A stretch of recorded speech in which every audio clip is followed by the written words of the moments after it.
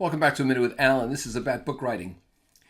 Besides writing the books that I write on my own, I help people write books for a fee. And I've done this, I don't know, a dozen times in the last couple of years. And their name's on the book. Mine seldom is. And I use their points to make the book more compelling and attractive using the language that I'm able to use. And here are the drawbacks that I correct. I give you this for your, hopefully, for your well-being as you write. One is brevity.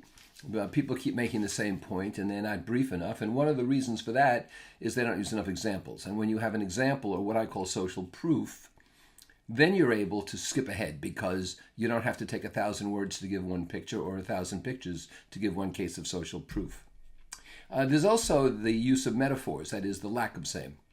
I use the oxygen mask principle. They tell you on the planes all the time, help yourself first before you help others. And I tell that to people who are in consulting and professional services. This isn't greed. Help yourself first, then you're better able to help others. You can't do pro bono work if you're not making any money and you can't pay your mortgage. And they don't use visuals often enough and don't make the best use of their intellectual property. I wrote a book once with a guy named Phil Simchich, who was a client of mine, who's in Canada and who's a financial expert, and the book was called Wealth Builders. And as I'm writing the book for him and he's giving me his information, his raw data, he mentions this thing, total days to cash. And I said, what is that? TDTC. And he points out that the sooner you get the cash, the shorter the total days, the more money you have. A lot of people get paid on completion or never.